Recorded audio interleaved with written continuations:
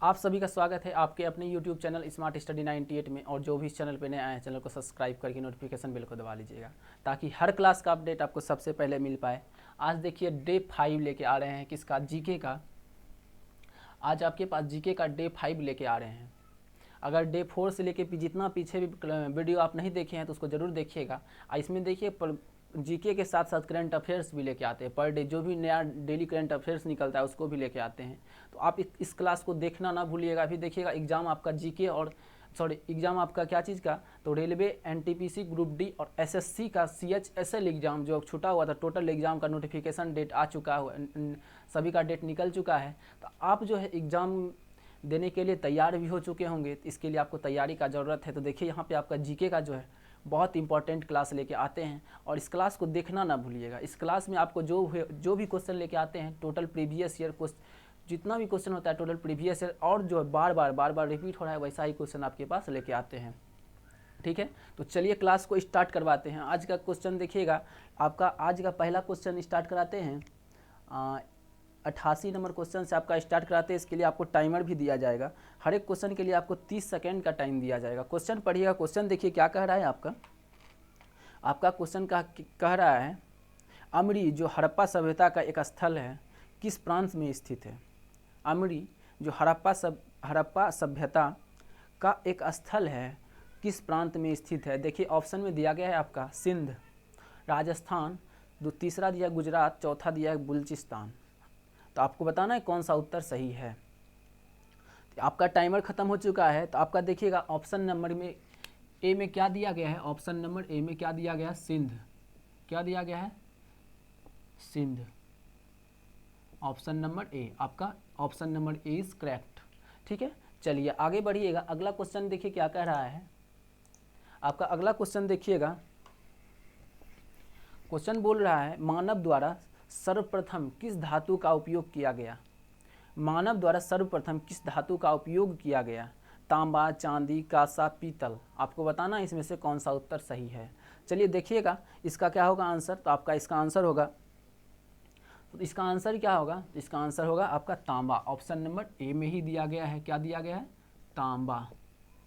क्या है, तांबा। Option number A. चलिए अगला क्वेश्चन देखिएगा। देखिए स्पीड में करा रहे हैं, आपको अगर दिक्कत होगा तो फिर से आप वीडियो रिपीट करके एक बार देख सकते हैं। ठीक है, क्वेश्चन देखिए क्या कह रहा है, हड़प्पा कालीन के लोगों को किसकी जानकारी नहीं थी। किसकी जानकारी नहीं थी, तो आपको बताना। ये क्वेश्चन देखिए आपका 2006, 7, 8 तीनों में पूछा जा चुका है लगातार। आप इस क्वेश्चन को जो है अच्छा से देखिएगा। क्वेश्चन बोल रहा है हड़प्पा कालीन के लोगों को किसकी जानकारी नहीं थी। तो देखिए कौन कौन दिया गया, कुम्हारों का चक्र, आग और लोहा और गेहूं। तो आपको बताना इसमें से कौन सा उत्तर सही है। तो देखिएगा इसका आंसर क्या होगा, ऑप्शन नंबर, इसका आंसर क्या होगा, तो ऑप्शन नंबर सी में क्या दिया गया है, लोहा। क्या है, लोहा। Option number C. ठीक है, चलिए लेकिन इसमें एक चीज़ और जानकारी आपको लेना है, वो नहीं था। लेकिन इसमें क्वेश्चन ये भी पूछ सकता है किसकी जानकारी थी।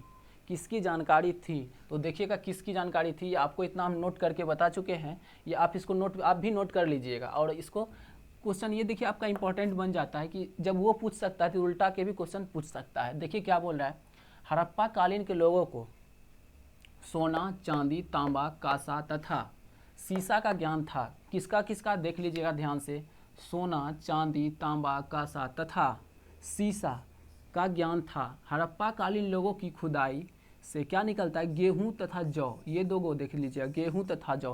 क्वेश्चन यहाँ पूछ सकता है आपसे कि हड़प्पा कालीन स्थलों की खुदाई से क्या क्या निकलता है।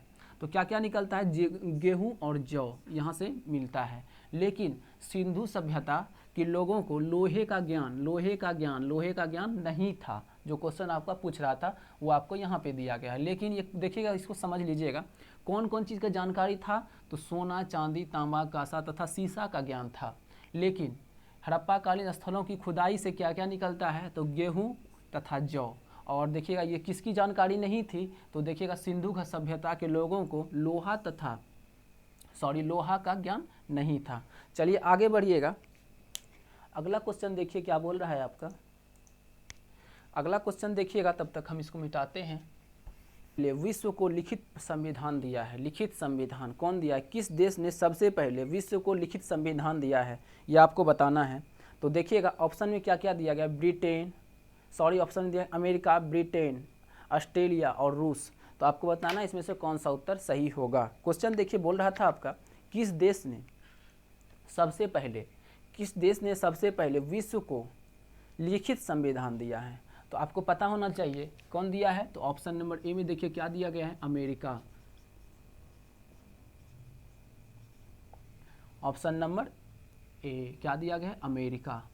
Option number. अगला क्वेश्चन देखिए क्या कह रहा है आपका, मौलिक अधिकारों में संशोधन करने के लिए कौन सक्षम है, कौन सक्षम है, मौलिक अधिकारों में संशोधन करने के लिए कौन सक्षम है। तो कौन सक्षम है, तो देखिए राष्ट्रपति दिया गया है, लोक संसद क्या दिया गया है, संसद। ऑप्शन नंबर डी क्या है, संसद।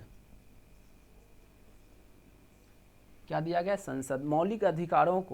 मौलिक अधिकारों में संशोधन करने के लिए कौन सक्षम है, मौलिक अधिकारों में संशोधन करने के लिए कौन सक्षम है, तो संसद। ठीक है, चलिए इसमें भी आपको कुछ पॉइंट बताना है। तो संविधान के किसी भी भाग में संशोधन का अधिकार अनुच्छेद 368, ये देख लीजिए, अनुच्छेद 368 के तहत संसद को प्राप्त है। किसको प्राप्त है, संसद को। ये क्वेश्चन आपसे पूछ सकता है किस अनुच्छेद में है, तो 368 368 मौलिक अधिकारों सहित संविधान के किसी भी भाग में संशोधन का अधिकार अनुच्छेद 368 में 68 के तहत संसद को प्राप्त है। किसको, संसद को प्राप्त है। यहाँ से आपका ये क्वेश्चन भी सॉल्व हो जाएगा कि कौन सा अनुच्छेद में है, तो अनुच्छेद नंबर देख लीजिएगा 368, ये आपको नोट करना है, नोट कर लीजिएगा। ठीक है, चलिए आगे देखिएगा। अगला क्वेश्चन देखिए, मिटा रहे हैं इसको।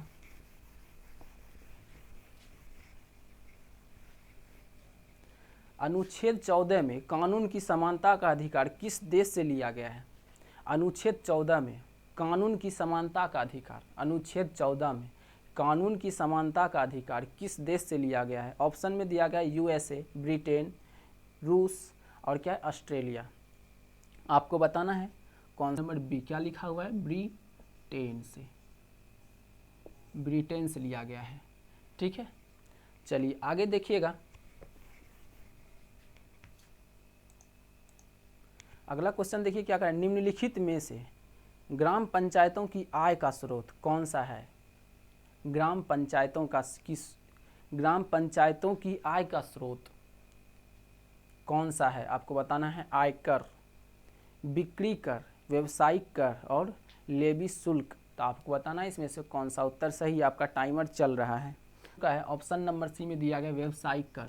क्या दिया गया है, व्यवसायिक कर, व्यवसायिक कर। ठीक है, इसको नोट कर लीजिएगा, व्यवसायिक कर। क्या दिया गया है, व्यवसायिक कर। Option number C. ठीक है, अब इसमें भी आपको कुछ पॉइंट नोट करना है, तो आप देख लीजिए क्या है। चलिए अब देखिएगा, यहाँ तक तो आपको बता चुके थे। अब क्या बोल रहा है, ग्राम पंचायतों की आय। ग्राम पंचायतों की आय के मुख्य स्रोत शामिल हैं। कौन कौन स्रोत हैं, तो आपको तो एक स्रोत आपको बता चुके हैं, व्यवसायिक कर। ऑप्शन नंबर क्या होगा, ऑप्शन नंबर आपका सी। लेकिन इसमें भी आपको देखिए दिया गया कुछ पॉइंट में, तो आप देख लीजिए क्या दिया गया है।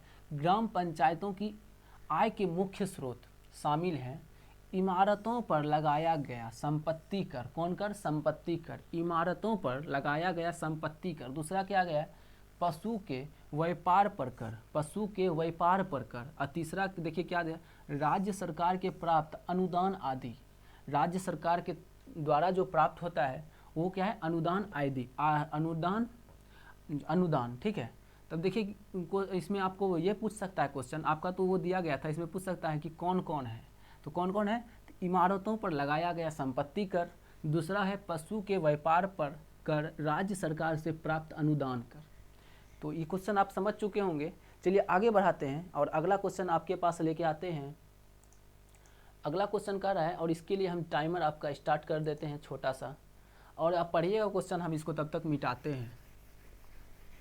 सभा का अध्यक्ष डैश होता है, कौन होता है, राज्यसभा का अध्यक्ष कौन होता है। कौन है, राष्ट्रपति है, उपराष्ट्रपति है, प्रधानमंत्री और लोकसभा का अध्यक्ष। तो आपको बताना है इसमें से कौन सा उत्तर सही है। राज्यसभा का अध्यक्ष कौन होता है, तो देखिएगा आपका बताते हैं। ऑप्शन नंबर बी में क्या दिया गया है, उपराष्ट्रपति। कौन है, तो उपराष्ट्रपति। उपराष्ट्रपति कौन होता है, तो उपराष्ट्रपति। कौन होता है, उपराष्ट्रपति। ठीक है, राज्यसभा का अध्यक्ष कौन होता है, तो उपराष्ट्रपति। इसमें भी आपका कुछ पॉइंट होता है। ठीक है, अब बताते हैं संविधान के अनुच्छेद, संविधान के किस अनुच्छेद में लिखा गया है ये चीज़ कि राज्यसभा का सभापति होगा कौन, उपराष्ट्रपति। किस अनुच्छेद में लिखा गया है, तो देखिएगा आपसे ये क्वेश्चन आपसे पूछ सकता है डायरेक्ट एग्जाम में कि राज्यसभा का सभापति उपराष्ट्रपति होगा। ठीक है, लेकिन किस अनुच्छेद में ये लिखा गया है, तो देखिए यहाँ पे दिया गया है अनुच्छेद किस में दिया गया है, तो 89, अनुच्छेद 89 का एक में क्या दिया, भाग 1 में दिया गया है कि राज्यसभा का सभापति कौन होगा, तो उपराष्ट्रपति होगा। उसी को हम देखिए लिख चुके हैं एक लाइन में, क्या लिखे, संविधान के अनुच्छेद 89(1) के अनुसार भारत का उपराष्ट्रपति राज्यसभा का सभापति होगा। कौन होगा, राज्यसभा का सभापति। राज्यसभा का सभापति कौन होगा, तो उपराष्ट्रपति होगा। किस अनुच्छेद में दिया गया है, तो 89 का 1 में, याद कर लीजिएगा ये वाला, इसमें 89 का 1 में, 89 का 1 में, 89 का 1 में। चलिए आगे बढ़िएगा, अगला क्वेश्चन देखिए क्या बोल रहा है आपका, टाइमर आपका चल रहा है। अगला क्वेश्चन, भारत की मानक समय रेखा किस शहर से होकर गुजरती है। भारत की मानक समय रेखा किस शहर से होकर गुजरती है, जयपुर, कलकत्ता, अहमदाबाद, इलाहाबाद। आपको बताना है इसमें से कौन सा उत्तर सही है। तब तक इसको मिटाते हैं, आपका टाइमर चल रहा है, आप देखिए उधर और आप इसका जवाब दीजिए। ठीक है, तो आपका टाइम भी खत्म हो चुका है। भारत की मानक समय रेखा किस शहर से होकर गुजरती है, तो आपको ये बताना है। तो देखिएगा आपका क्या है, ऑप्शन नंबर क्या है, डी में क्या दिया गया है, इलाहाबाद। क्या दिया गया है, इलाहाबाद, प्रयागराज, क्या, हाँ बाद, इलाहाबाद होकर गुजरती है।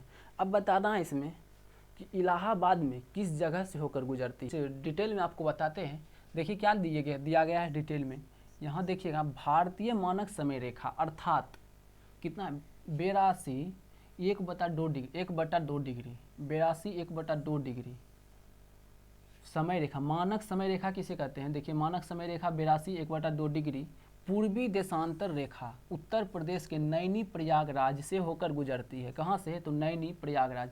प्रयागराज वही है, इलाहाबाद को कहते हैं। वहाँ का एक जगह है नैनी, वहाँ से होकर गुजरती है।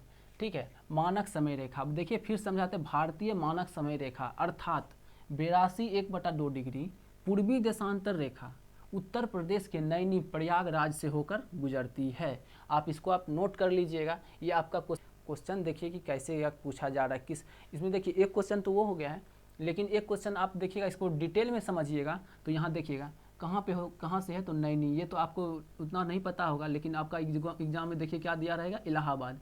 हो सकता है प्रयागराज भी हो सकता है नैनी भी हो। तो आपको जो भी होगा आपको बता चुके हैं, आपको मार के आ जाइएगा। ठीक है, चलिए आगे देखिएगा अगला क्वेश्चन। आपका अगला क्वेश्चन देखिए क्या कह रहा है, आप पढ़िए क्वेश्चन को, हम इसको मिटाते हैं।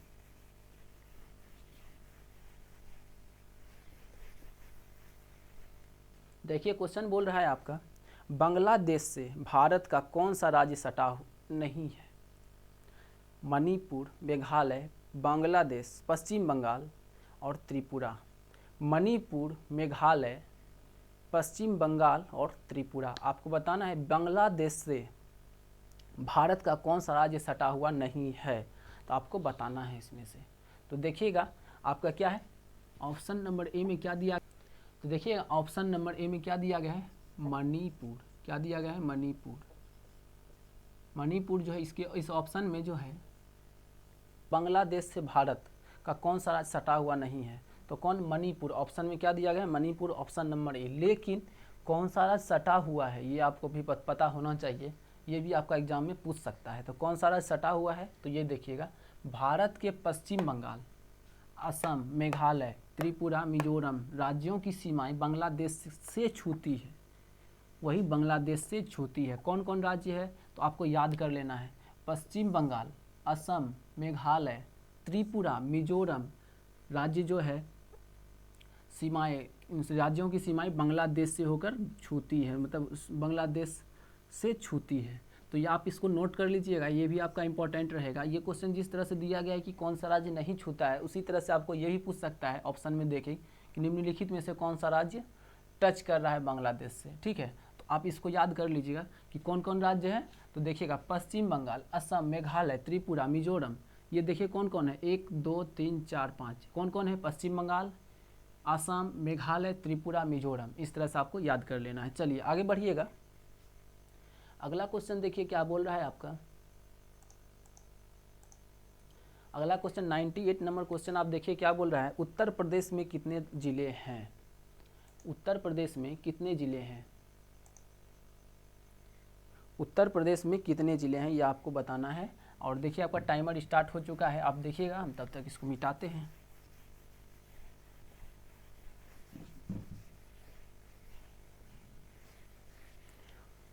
आप इसका आंसर दे चुके होंगे, बहुत आसान क्वेश्चन है और ये देखिए 2018 में पूछा जा चुका है। ठीक है, देखिए कौन कौन, 79 है, 77 है, 73 और 75 है। ठीक है, तो इसको बताना उत्तर प्रदेश में कितने राज्य हैं, कितने ज़िले हैं, उत्तर प्रदेश में कितने ज़िले हैं। तो आपको देखना है और बताना है। तो कितना है, 75, कितना है 75, कितना है 75, कितना है 75, आपका 75। ठीक है, कितने ज़िले मतलब है उत्तर प्रदेश में कितने ज़िले हैं, तो आपका 75। ऑप्शन नंबर किस में है, तो ऑप्शन नंबर आपका डी में है। चलिए आगे देखिए, अब अगला क्वेश्चन बहुत आसान क्वेश्चन था, इसमें टाइम आपको देने का ज़रूरत नहीं है। चलिए कौन है, इलेक्ट्रॉन वोल्ट का मात्रक है, इलेक्ट्रॉन वोल्ट मात्रक है, क्या है, शक्ति का क्या लिखा गया है, विभवांतर का, और क्या इलेक्ट्रॉन का चार्ज और ऊर्जा। आपको बताना इसमें से कौन सा उत्तर सही होगा। ठीक है, देखिए क्या क्या कहते हैं, इलेक्ट्रॉन वोल्ट मात्रक है किसका है, तो ये आपको बताना है। ठीक है, चलिएगा देखिए, इसमें भी आपको कुछ पॉइंट लिखना है, तो आप इसका भी पॉइंट नोट कर लीजिए। 1 इलेक्ट्रॉन वोल्ट, 1 इलेक्ट्रॉन वोल्ट बराबर क्या आता है, 1 इलेक्ट्रॉन वोल्ट बराबर क्या होगा, 1 इलेक्ट्रॉन वोल्ट बराबर क्या होता है, 1.6 into 10 to the power -19 joule. इसको आप नोट कर लीजिएगा, इसका स्क्रीनशॉट ले लीजिए। ठीक है, चलिए आगे समझिएगा।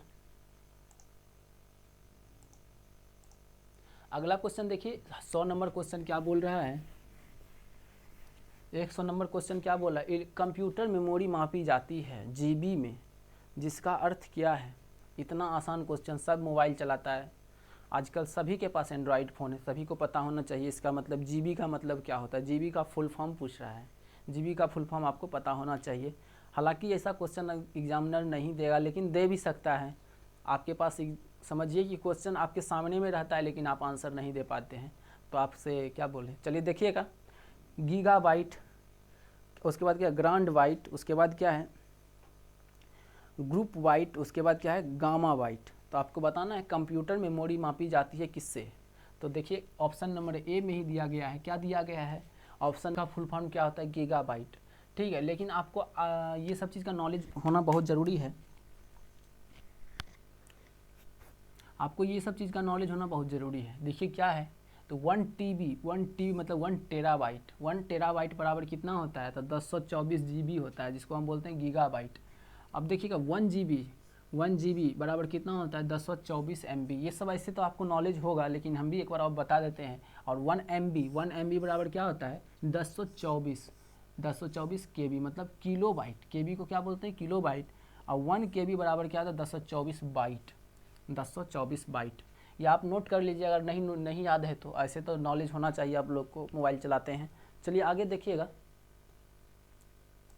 अगला क्वेश्चन देखिए आपके पास लगा चुके हैं। क्वेश्चन बोल रहा है समुद्र के जल में क्या पाया जाता है। ऑप्शन दिया है लोहा, जिस्ता, टीन, आयोडीन। इतना आसान क्वेश्चन देखिए 2007 का है और आपको ये बताना है, बताइएगा। देखिए आपका टाइमर चल रहा है और ऑप्शन भी हम आपको बता चुके हैं, लोहा, जिस्ता, टीन और आयोडीन। ठीक है, तो देखिएगा ऑप्शन नंबर किस में है, ऑप्शन नंबर डी में क्या दिया गया है, आयोडीन। ऑप्शन नंबर आपका डी किस में पाया जाता है, तो आयोडीन में आयोडीन पाया जाता है। समुद्र के जल में क्या पाया जाता है इसी में से, तो आयोडीन पाया जाता है। ठीक है, चलिए अगला क्वेश्चन देखिए क्या बोल रहा है आपका।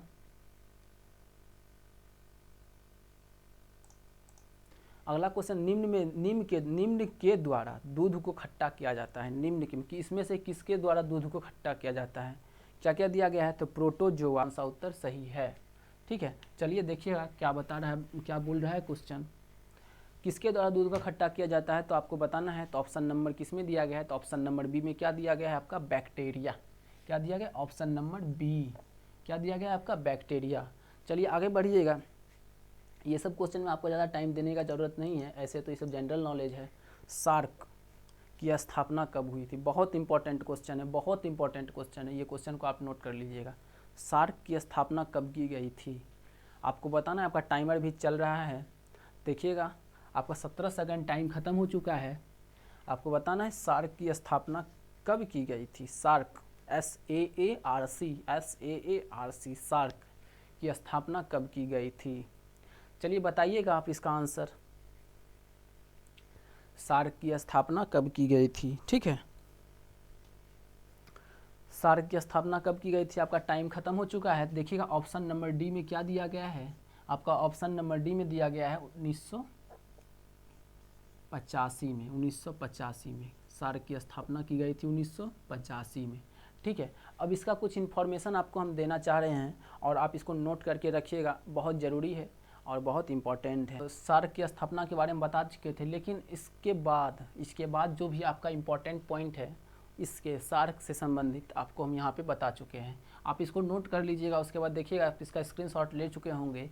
तो देखिए क्या है, दक्षिण एशियाई क्षेत्र सहयोग संघ, उसी को हम क्या बोलते हैं हिंदी में, सार्क को हिंदी में क्या बोलते हैं, दक्षिण एशियाई क्षेत्रीय संघ, दक्षिण एशियाई क्षेत्रीय सहयोग संघ, दक्षिण एशियाई क्षेत्र सहयोग संघ सार्क की स्थापना, सार्क की स्थापना 8 दिसंबर 1985 को हुई थी। कब हुई थी, तो देख लीजिएगा 8 दिसंबर 1985 को हुई थी। इसके 7 संस्थापक सदस्य थे, कौन कौन थे, तो देखिएगा श्रीलंका, भूटान, भारत, मालदीव, नेपाल, पाकिस्तान और बांग्लादेश, ठीक है। इतना 7 सदस्य थे। कौन कौन, तो आपको ये याद कर लेना है। देखिएगा श्रीलंका, भूटान, भारत, श्रीलंका, भूटान, भारत, मालदीव, नेपाल, पाकिस्तान और बांग्लादेश, ये है, ठीक है। अफगानिस्तान वर्ष 2007 में इसका सदस्य बना। कब बना, तो 2007 में। ये क्वेश्चन आपको यहाँ से डायरेक्ट ये पूछ सकता है, अफगानिस्तान किस वर्ष में सार्क का सदस्य बना। एक क्वेश्चन आपका यहाँ से निकल सकता है कि कब बना सदस्य, ठीक है। दूसरा क्वेश्चन आपको इससे पूछ सकता है कि दक्षिण एशियाई क्षेत्रीय सहयोग संघ की स्थापना कब हुई थी। ये आपको जैसे क्वेश्चन में पूछ चुका है, ये दूसरा क्वेश्चन यहाँ से निकल के आता है। तो सिर्फ 1985 नहीं बोल के आपको हो सकता है डेट के साथ दे दे, तो ये आपको याद कर लेना है। अब इसमें ये पूछ सकता है इसमें सदस्य कौन कौन थे, तो आपका ये से 3 से 4 क्वेश्चन आपका यहाँ से निकल रहा है।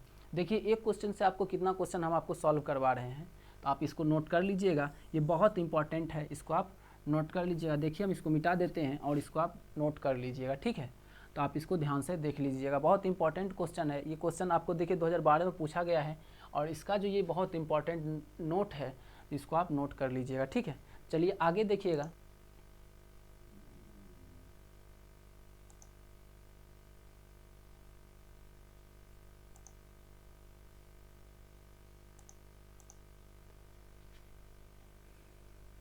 अब देखिएगा अब क्या आता है, अब जी इसके बाद जो है, अब इसके बाद क्या है, करंट अफेयर्स है, जो आपका पर डे पूछा जा रहा है करंट अफेयर्स। आपको एक्स्ट्रा पढ़ने का ज़रूरत नहीं है, आपको बार बार बता रहे हैं। करंट अफेयर्स सिर्फ और सिर्फ मेरे साथ चलिए, जीके और करंट अफेयर्स इस तरह से करा देंगे कि आपको बोलना न पड़ेगा कि एग्ज़ाम मेरा एनटीपीसी का किस तरह से निकलेगा, ठीक है। अभी एग्ज़ाम में आपके पास है दिसंबर में एग्ज़ाम, अभी भी आपके पास टाइम है 2 मंथ के अप्रॉक्स, 2 मंथ के अप्रॉक्स टाइम है आपके पास, तो आप आराम से तैयारी कर लीजिएगा, ठीक है। आपको कहीं जाने का ज़रूरत नहीं है। देखिए यहाँ पे आपको करंट अफेयर्स भी कवर करवा रहे हैं, तो आपको कहीं जाने का ज़रूरत नहीं है। देखिए क्वेश्चन क्या बोल रहा है, क्वेश्चन को थोड़ा बड़ा करते हैं, देखिएगा क्वेश्चन आपका बोल क्या रहा है।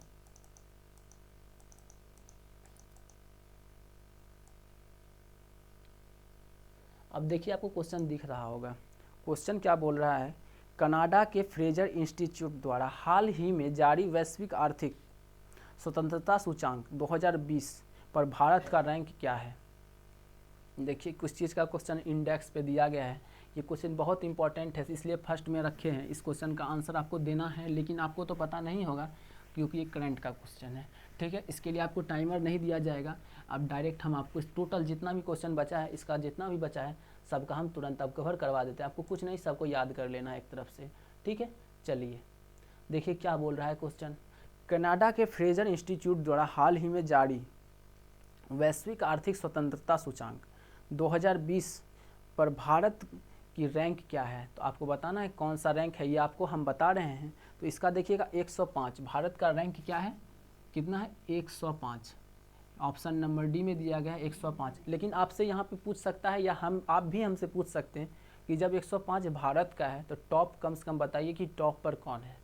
तो टॉप पर देखिएगा आपका दिख रहा है न्यूजीलैंड, टॉप पे कौन है, तो आपका न्यूजीलैंड वो आपको दिख रहा है वहाँ पे। ठीक है, कौन है टॉप पे, न्यूजीलैंड। अब आपको बताना है यहाँ से न्यूजीलैंड के बारे में। न्यूजीलैंड का कैपिटल क्या है, न्यूजीलैंड का कैपिटल बताना है। कैपिटल क्या है, वेलिंगटन। ठीक है, और उसके बाद वहाँ करेंसी क्या है, तो न्यूजीलैंड डॉलर, क्या है वहाँ पे डॉलर चलता है, न्यूजीलैंड डॉलर। ठीक है, उसके बाद क्या है, देखिए उसके बाद आता है प्रेसिडेंट, पीएम। कौन है वहाँ का पीएम, तो देखिएगा जैकिंडा एडर्न। कौन है, जैकिंडा एडर्न, जैकिंडा एडर्न। इसको आप याद कर लीजिएगा कि कौन टॉप पे कौन है, तो टॉप आयुध निर्माणी बोर्ड या आयुध निर्माणी बोर्ड के नवीनीकरण के लिए, नवीनीकरण की प्रतिक्रिया की देखरेख के लिए गठित मंत्रियों का समूह का प्रमुख कौन होगा? तो देखिएगा आपका ऑप्शन नंबर, आप फोटो से भी पहचान सकते होंगे कि आपका कौन है। तो आपको देखिएगा ऑप्शन नंबर बी में क्या दिया गया है, राजनाथ सिंह। कौन है, राजनाथ सिंह, ऑप्शन नंबर आपका बी। ठीक है, कौन है, राजनाथ सिंह। चलिएगा आगे देखिए क्या बोल रहा है अगला क्वेश्चन आपका। देखिए क्वेश्चन समझिएगा, क्वेश्चन बोल रहा है प्रगति और सक्षम योजना के तहत जम्मू और कश्मीर के छात्रों को छात्रवृत्ति पहले कितना मिल रहा था, 5,000 रुपया प्रति वर्ष मिल रहा था। तो वही पूछ रहा है क्वेश्चन कि अब कितना बढ़ा के 5,000 से कितना बढ़ा के कर दिया गया है। तो ऑप्शन में देखिए क्या क्या दिया गया है, 8,000, 12,000, 15,000 और 50,000। तो आपको बताना है इसमें से, आपको क्या बताना है, आपको तो मतलब हम बता रहे हैं 50,000 क्या है, ऑप्शन नंबर आपका डी। क्या है ऑप्शन नंबर डी में, तो आपका ऑप्शन नंबर डी में 50,000 क्या है, 50,000। ठीक है, ठीक है। चलिए अगला क्वेश्चन देखिएगा क्या बोल रहा है आपका, क्वेश्चन समझ चुके होंगे ये वाला। अगला क्वेश्चन बोल रहा है किस राज्य के मुख्यमंत्री ने स्वच्छता कार्यकर्ताओं की सुरक्षा और सम्मान के लिए अपनी तरह की पहली गरिमा योजना शुरू की है? कौन किया है, तो ये आपको बताना है।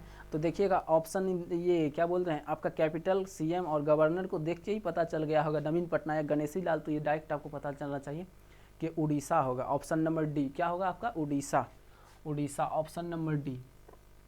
अब बताना है इसमें कि उड़ीसा के बारे में आपको बताना है। तो आपके देखिए सामने में दिख रहा है उड़ीसा के बारे में। उड़ीसा का कैपिटल क्या है, तो उड़ीसा का कैपिटल भुवनेश्वर है। उड़ीसा का कैपिटल क्या है, तो उड़ीसा का कैपिटल भुवनेश्वर है। सीएम वहाँ का कौन है, नवीन पटनायक। सीएम कौन है वहाँ का, तो आपको बताना है नवीन पटनायक। कौन है, नवीन पटनायक।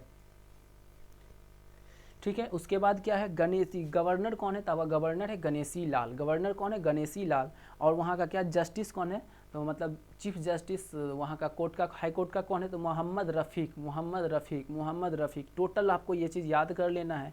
और वहाँ का राज्यसभा सीट कितना है, तो वहाँ का राज्यसभा सीट आपका 10 है और लोकसभा सीट कितना है, 21 है। ठीक है, चलिए आप क्वेश्चन समझ चुके होंगे। अब आगे बढ़िएगा अगला क्वेश्चन पे।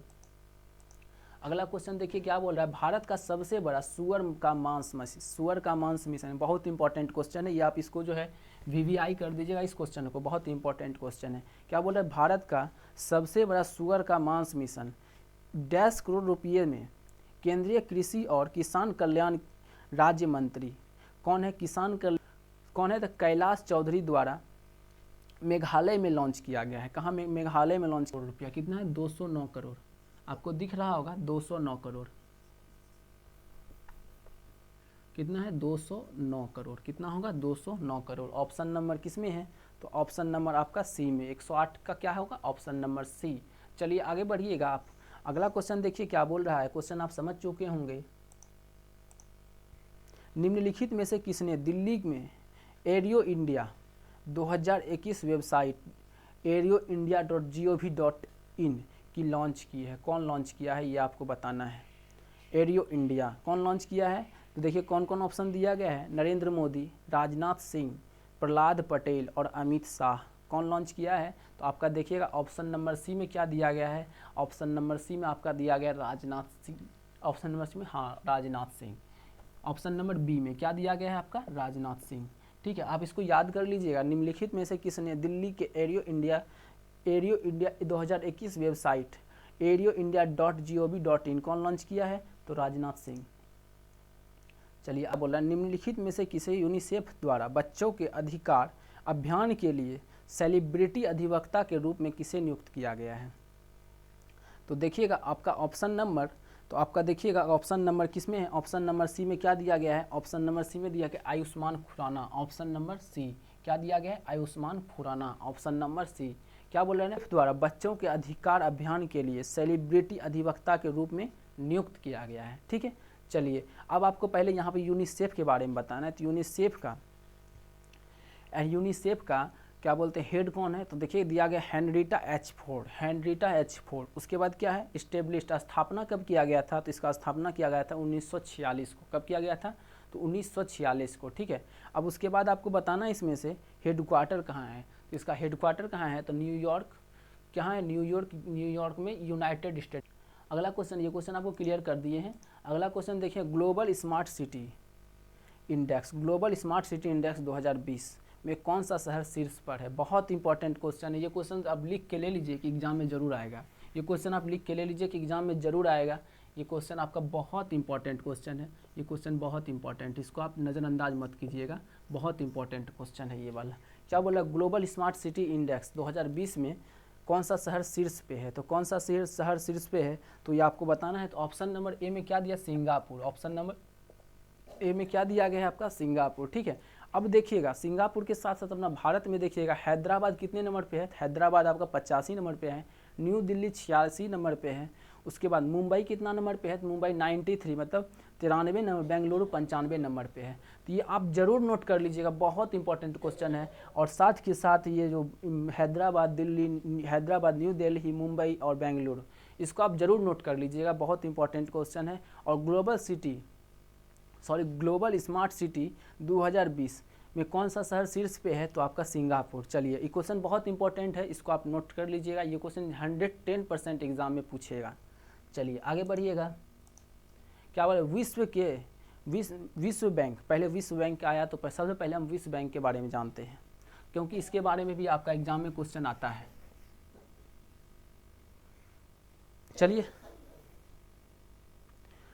चलिए देखिएगा विश्व बैंक के बारे में। विश्व बैंक का पहले हेडक्वार्टर कहाँ है, तो वाशिंगटन डीसी। कहाँ पड़ता है, तो अमेरिका में। ठीक है, अब इसका स्थापना कब किया गया था, जुलाई 1944 में। कब किया गया था, जुलाई 1944 में। इसका हेड प्रेसिडेंट कौन है, डेविड मालापास। किसका, विश्व बैंक मतलब वर्ल्ड बैंक का हेडक्वार्टर कहाँ है, तो हेडक्वार्टर वहाँ वाशिंगटन डीसी जो का कहाँ पड़ता है, अमेरिका में पड़ता है। उसके बाद स्थापना कब किया गया था, तो 1944 में जुलाई के मंथ में। ठीक है, अब इसका प्रेसिडेंट कौन है, डेविड मालापास। ठीक है, इतना तो आप याद कर चुके हैं। आप क्वेश्चन पढ़िए क्या बोल रहा है। विश्व बैंक के वार्षिक मानव पूंजी सूचांक में भारत को किस स्थान पर रखा गया है, तो किस स्थान पर रखा गया है। लास्ट क्वेश्चन आज का क्या है, तो देखिएगा 116 नंबर, यही है बी नंबर में क्या दिया गया है, 116 नंबर 116 नंबर पे रखा गया है। चलिए आप देखिए क्वेश्चन फिर से एक बार समझा देते हैं, बहुत ये भी इंपॉर्टेंट सूचांक इंडेक्स के बारे में। और ये आपको पीछे में अभी आज का जितना भी करंट आपको बताएं, क्वेश्चन करंट में बताएं हैं, टोटल क्वेश्चन आपका इंपॉर्टेंट है। एक्स्ट्रा कोई क्वेश्चन आपके पास हम लेके नहीं आए हैं। टोटल क्वेश्चन को आप फिर से रिपीट करके देखिएगा और उसको नोट कर लीजिएगा। ये जितना बताएं इससे 2 क्वेश्चन या 3 क्वेश्चन जरूर फंसेगा एग्जाम में। ठीक है, तो देखिए क्या बोल रहा है, विश्व बैंक के वार्षिक मानव पूंजी सूचांक, विश्व बैंक के वार्षिक मानव पूंजी सूचांक किसके द्वारा, तो विश्व बैंक के द्वारा भारत को किस स्थान पर रखा गया, तो 116वां नंबर पर रखा गया है। चलिए आज का जो है क्वेश्चन, लास्ट क्वेश्चन यही था। ठीक है, तो क्लास अच्छा लगा होगा तो आप खुद क्लास अच्छा लगा ही होगा, तो क्लास अच्छा लगा होगा तो एक लाइक ज़रूर कीजिएगा। और चैनल पे नहीं तो चैनल को सब्सक्राइब करके नोटिफिकेशन बेल को दबा ही लीजिएगा, ताकि जो भी आपके पास अपडेट आएगा, जैसे कि अभी एसएससी का भी क्लास हम लेके आएंगे वोकैबुलरी का, और मैथ प्लस जीके का जो क्लास चल रहा है अभी, इतना मस्त क्लास वो आपका चलता ही रहेगा। अभी देखिए आपको हम जो ये दे रहे हैं, इसके बाद आपके पास LCM HCF का क्लास हम स्टार्ट करने जा रहे हैं।